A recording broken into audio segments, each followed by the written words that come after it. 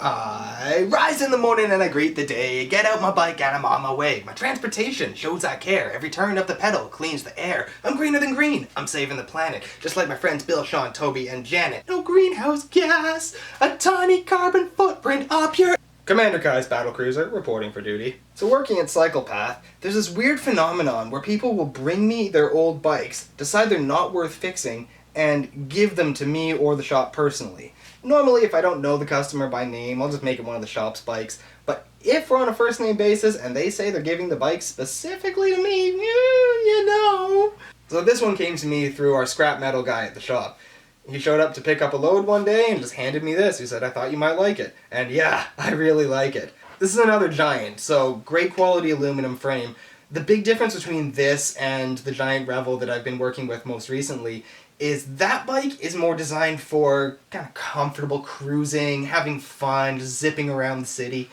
This bike is designed for more aggressive riding. The way it's built is kind of a mashup of a few different styles of bike. It's a combination of a dirt jumper, a wheelie bike, and an all-mountain kind of trail bike. So the frame geometry on it, pure dirt jumper. The Giant Brass, pretty similar technology to the Giant Revel that I show all the time, but it's way more beefy, and the geometry is designed to be a bit more responsive, so you can do jumps and wheelies and tricks with it a bit easier. Something I've done to it that's a little bit different than a lot of other dirt jumpers is changed out the fork for RockShox 30. The original fork was a basic Suntour, and when it showed up, one of the dropouts had actually broken right off of the fork. So completely unusable, completely unfixable. Despite the fact this is, a few $100s for a fork like this, it's still the cheapest fork that's on the market.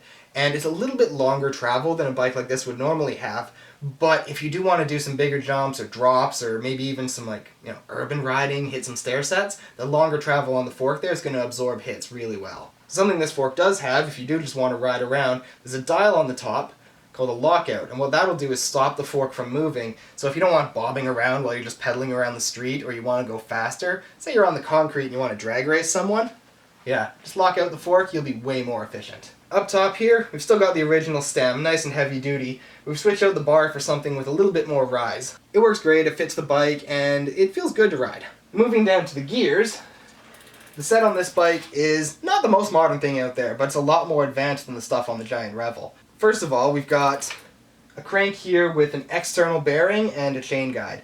So it's single speed up front, there's no front derailleur, and it doesn't have that more modern narrow wide gear system, but because of the chain guide, that chain's not falling off at all.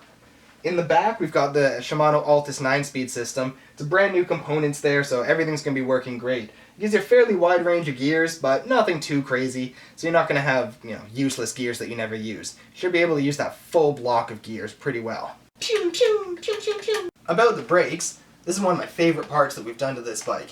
These are brand new hydraulic brakes. So if you look at the cables for these, those ain't cables. Those are hydraulic hoses. That means not only do you get a lot more power, but the brakes are very easy to use. You're very rarely going to need more than one finger on the brake lever at a time. A couple things to be careful with hydraulic brakes like this. The first thing is if you take the wheel out, the piston pushes, let's say, X amount of fluid.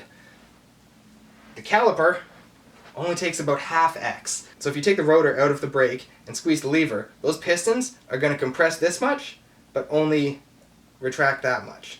So it's going to be really hard to get your rotor back in there and your brake's going to be rubbing. The solution to that is every time you take your wheel out, you put one of these little black plastic blocks up into the brakes. The other thing to worry about is brake rotors are pretty sensitive to oil and contamination.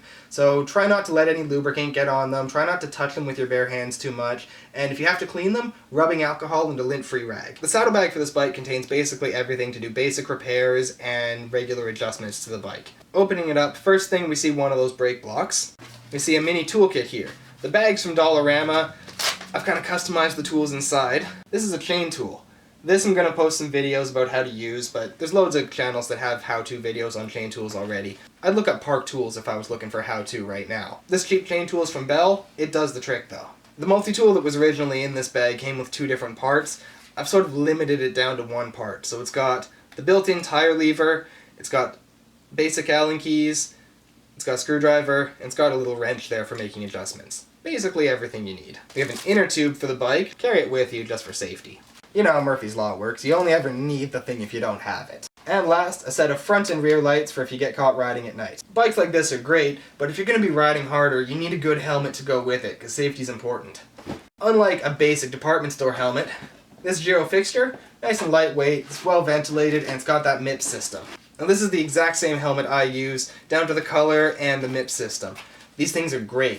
It gives you good protection for rotation as well as impact on the head. It's nice and comfortable. The adjustment dial on the back has tons of range. Great helmet in my opinion. So now that I have everything all set up here, I'm going to take the bike for one last test ride, and then it's ready to get picked up.